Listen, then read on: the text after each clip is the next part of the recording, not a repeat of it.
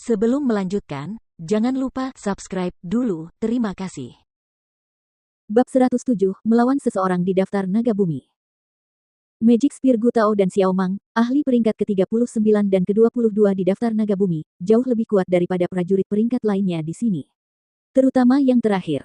Mata gelap Jian Wushuang tidak bisa menahan diri untuk tidak menoleh ke arah pria parubaya yang riang yang sedang bersantai di dahan pohon.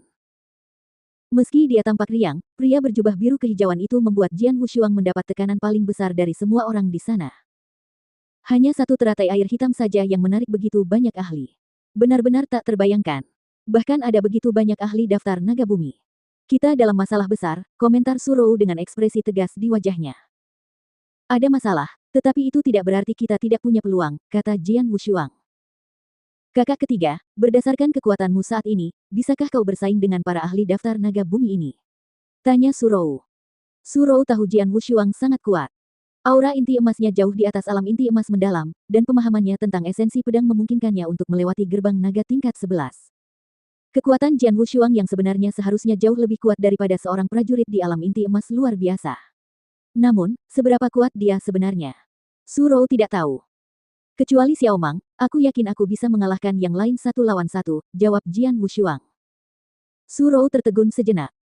Sejujurnya, setelah menembus alam inti emas, aku sedikit mengerti tentang kekuatanku, tetapi aku tidak bisa menilai seberapa kuat diriku.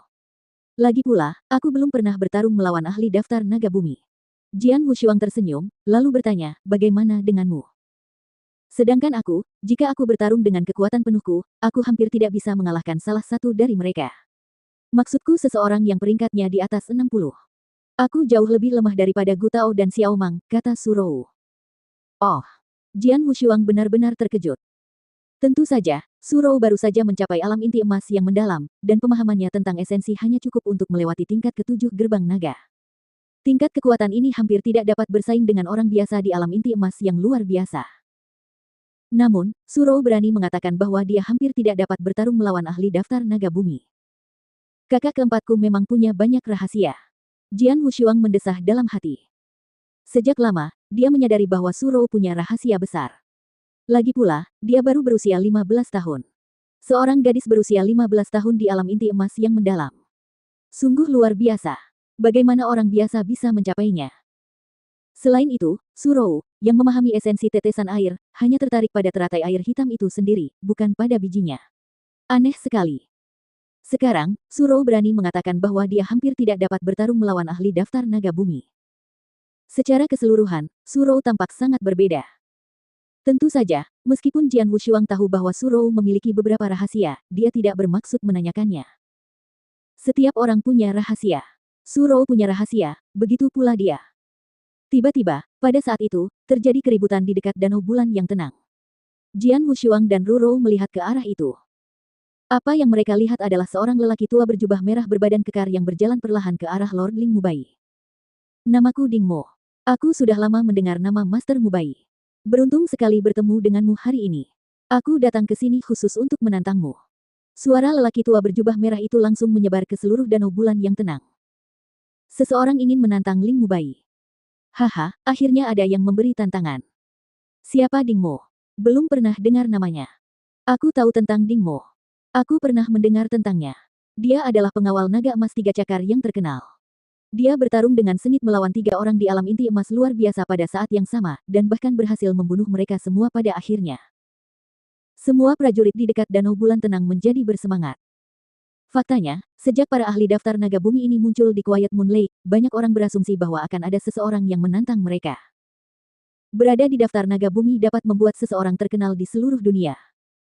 Itulah impian para pejuang inti emas. Banyak prajurit inti emas yang percaya diri ingin menantang para ahli daftar naga bumi. Namun, jumlah ahli ini terbatas, jadi sulit untuk bertemu mereka secara normal. Namun, pertarungan memperebutkan benih teratai air hitam telah menarik setidaknya 6 ahli daftar naga bumi. Para prajurit inti emas yang ingin memasuki daftar naga bumi, dan yakin akan kekuatan mereka, tidak akan pernah melewatkan kesempatan besar seperti itu. Kini, muncullah pendekar bernama Ding Mo. Ditantang di hadapan begitu banyak orang, wajah lembut Lord Ling Mubai langsung berubah dingin. Ding Mo, dari mana datangnya orang tak dikenal sepertimu? Aku belum pernah mendengar tentangmu. Ling Mubai menggaruk telinganya sendiri. Setelah pertarungan hari ini, kau akan tahu tentangku. Bukan hanya kau, tetapi semua orang di seluruh dinasti Tianzong akan tahu namaku. Aku akan masuk dalam daftar naga bumi dan menjadi terkenal di seluruh dunia, dengan menggunakan namamu sebagai batu loncatan, kata lelaki tua berjubah merah itu dengan suara rendah. Mendengar kata-kata itu, hadirin menjadi gempar. Masuk ke daftar naga bumi menggunakan namaku sebagai batu loncatan. Sombong sekali. Apa kau tidak takut kata-kata besar seperti itu akan menghancurkan lidahmu? Raut wajah Ling Mubai berubah dingin. Haha, tidak ada cara lain. Setidaknya ada 6 ahli daftar naga bumi di sini, dan peringkatmu adalah yang terendah. Jika aku tidak menantangmu, dengan siapa aku harus memulai? Ding Mo bertanya sambil menyeringai. Kau pasti ingin mati. Sekarang, Ling Mubai menjadi marah. Dengan teriakan pelan, tubuhnya tiba-tiba melesat keluar. Sempurna. Ding Mo tertawa terbahak-bahak. Telapak tangannya yang bersarung tangan Ignitus tiba-tiba mengepal dan berubah menjadi kepalan tangan. Hembusan kekuatan spiritual yang kuat berkumpul di tengah telapak tangannya. Seperti bor yang menyala, kepalan tangan merah itu melesat maju. Tinju itu langsung menghantam cahaya pedang dingin yang tiba-tiba muncul di hadapan pemiliknya. Dong. Suara keras bergema saat dua kekuatan dahsyat meledak pada saat yang sama.